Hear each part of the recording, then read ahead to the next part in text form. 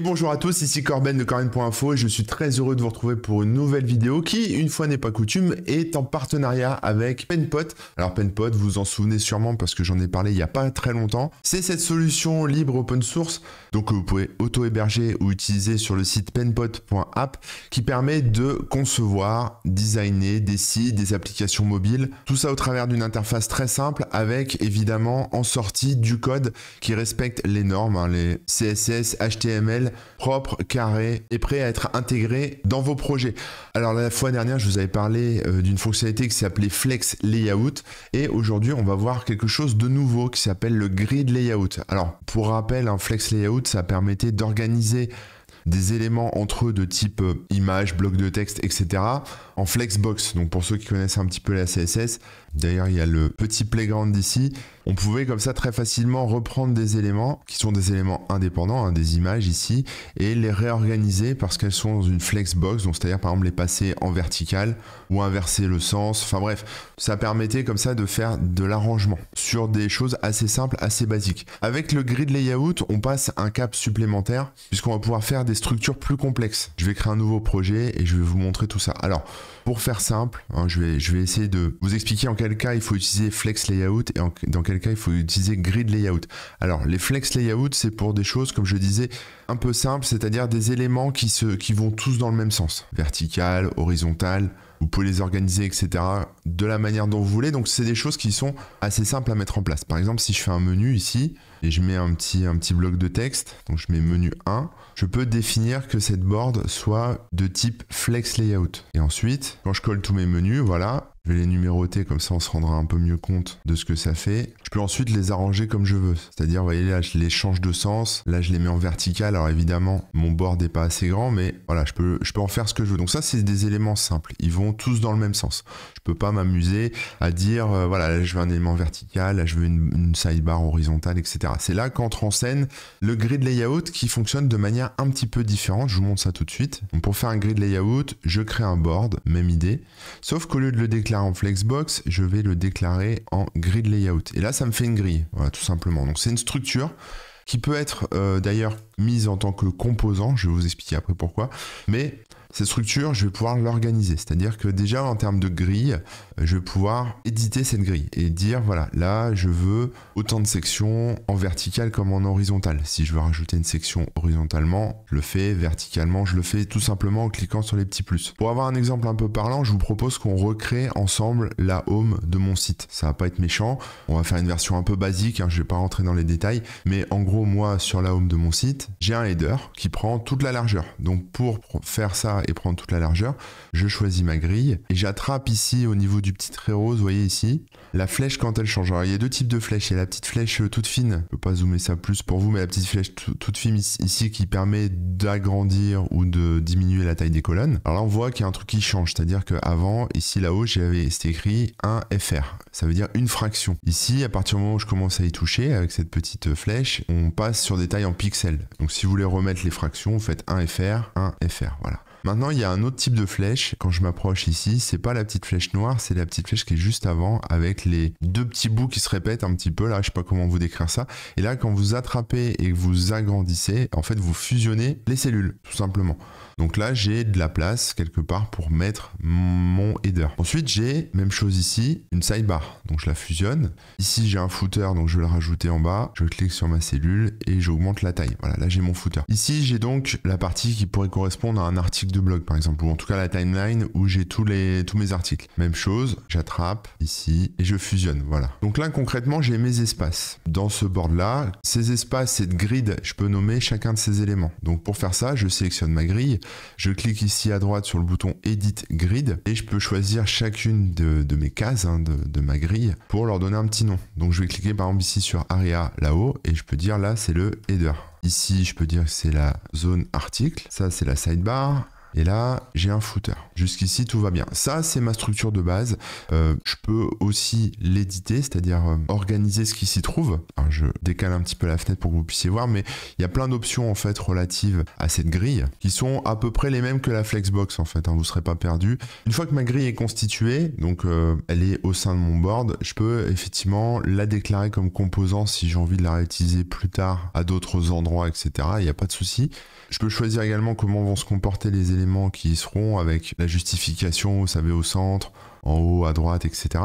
On a tout ce qui est padding aussi. Alors ça va peut-être pas trop se voir ici, mais on peut régler l'espacement entre les zones. Par exemple, si je mets 30 en haut et en bas, 30 ici verticalement, 30 ici entre les zones, et puis pourquoi pas 30 ici aussi. Voilà, j'ai ma grille qui a largement largement changé, on va dire, et j'ai des espaces clairs entre les zones. Évidemment, si j'augmente la taille de mon board, c'est parfaitement responsive, ça s'adapte. Les tailles étant fixes là-haut, si je les repositionne en fractions, on peut voir que cette fois, tout s'équilibre bien. Il n'y a rien de fixe. Voilà, j'ai oublié la dernière fraction ici. Voilà. Là, si ma sidebar, par exemple, je veux la figer à 250 pixels, je peux aussi. Mais ici, voilà, si je l'agrandis, ma sidebar s'agrandit, elle réduit, tout s'adapte en temps réel. Donc là, on a déjà une structure qui est responsive, très très cool, quoi, où tous les éléments sont équilibrés. Maintenant, je vous propose qu'on agrémente ça pour voir un peu plus en détail ce que ça peut donner. Donc pour ça, je vais faire des composants maintenant. C'est-à-dire que ces composants, après, je vais pouvoir les glisser, déposer dans les zones que j'ai créées.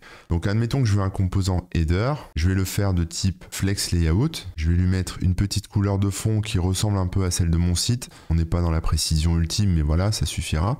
Je vais rajouter un composant image ici en SVG, voilà, que je cale dans mon header. Alors, il est un peu gros, on le redimensionne. Comme je suis en Flexbox, maintenant, je peux le positionner de manière tout à fait naturelle. C'est-à-dire que je veux dire, je veux que tu sois centré. Ça se passe ici à droite, hein, dans la sidebar. Je veux que tu sois en haut et en bas. Je peux rajouter du padding et j'ai mon header qui est prêt. Voilà, je ne vais pas m'étendre plus là-dessus. Si vous voulez plus de détails sur tout ce qui est Flexbox, Flex Layout, etc., je vous invite à consulter ma précédente vidéo sur ce sujet où je vous montre tous les exemples de ce qu'on peut faire avec les Flex Layout. Là, on va se concentrer sur les grids. Alors, j'ai cet élément que je vais créer en composant. Voilà, donc là, il passe en violet, c'est un composant. On peut le retrouver ici dans les assets. Vous voyez, dans mes assets, voilà, j'ai ce composant. Bon, je l'ai appelé board, je peux le renommer. Je vais le renommer header. Voilà. Je vais en faire un autre pour m'amuser. Même chose, donc là je suis sur il n'y avait qu'un élément dedans, c'était assez simple. Là je vais être sur une page article. Pareil, je vais faire un flexbox, un flex layout, et je vais positionner mes éléments. Ils vont tous être dans le même sens, puisqu'ils vont du haut vers le bas. Ça va être assez simple. Je vais mettre une image. Alors elle est un petit peu grande, mais voilà, je l'intercale dedans. Pour l'instant, je balance tout en vrac. On verra après l'organisation. Donc j'ai mon image qui va illustrer mon article. Ensuite, je vais mettre mon texte, qui sera un titre. Donc ça se personnalise hein, classiquement avec voilà, la taille du titre, la police. Voilà, c'est vous qui choisissez, vous mettez ce que vous voulez.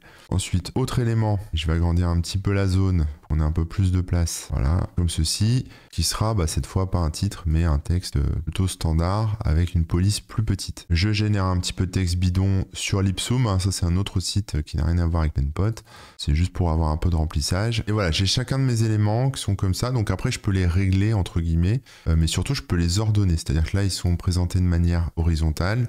Si je change leur présentation, je la mets de manière verticale, on se retrouve avec quelque chose voilà, de vertical. Je peux adapter aussi le flex pour lui dire tu t'adaptes à la taille du contenu qu'il y a dedans. Donc, je fais comme ça, en haut et en bas. Voilà. Celui-ci, ce bloc de texte, que ce soit l'image ou que ce soit le titre ou le texte, je peux également l'étirer, lui dire voilà, tu prends toute la largeur par exemple. Prends toute la largeur et on est bon. Donc là, j'ai un bloc. Alors, je les ai pas trop espacés, mais je peux spécifier aussi l'écartement entre les éléments. Donc, je peux rajouter 30 pixels, c'est peut-être un peu beaucoup, on va dire, allez, 5 pixels. Voilà, j'ai un peu plus d'espace. Le board, même chose. Alors, je vais enlever un petit peu de texte parce que j'ai pas besoin d'autant.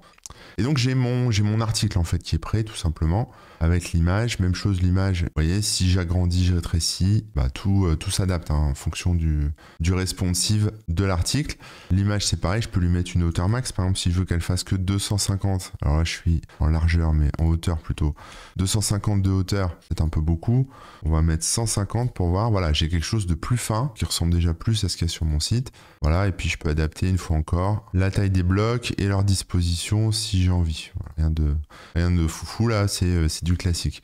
Cet élément est prêt, donc j'ai un board qui est prêt. Pareil, je le transforme en composant. Donc je le retrouve dans mes composants et je vais le renommer et je vais l'appeler article. Et c'est là où toute la magie opère ensuite, c'est que je vais pouvoir retourner à ma grille ici, ma grille de layout, et je vais pouvoir glisser les éléments dedans, soit en les attrapant d'ici directement, c'est-à-dire en les prenant ici et en les mettant dedans, voilà, positionnés, soit en allant les chercher directement dans les assets. Donc je prends le header et je le déplace ici, voilà. J'adapte ensuite le contenu, en tout cas les zones en fonction du contenu, voilà, les zones de grille, même chose, voilà, en largeur. Bon là ça se recouvre un peu, celle-là je vais l'enlever, voilà. Et donc là j'ai une page qui est créée, alors j'ai pas de sidebar, mais si je voulais je pourrais mettre ça, je le prends en tant que composant, mais voilà, je pourrais mettre ça en footer, mettre ça au niveau de la sidebar ici, sauf que bah évidemment ça éclate un petit peu, donc j'ai juste à changer la disposition, enfin la hauteur pour qu'il s'accapare toute la hauteur de la zone. Même chose ici, hein, je change, je vous montre ici ces éléments pour dire voilà, tu prends toute la largeur et tu prends toute la hauteur de la zone. Et je me retrouve, bon là ça fait un peu placeholder si vous voulez pour placer des éléments, mais je pourrais concevoir comme ça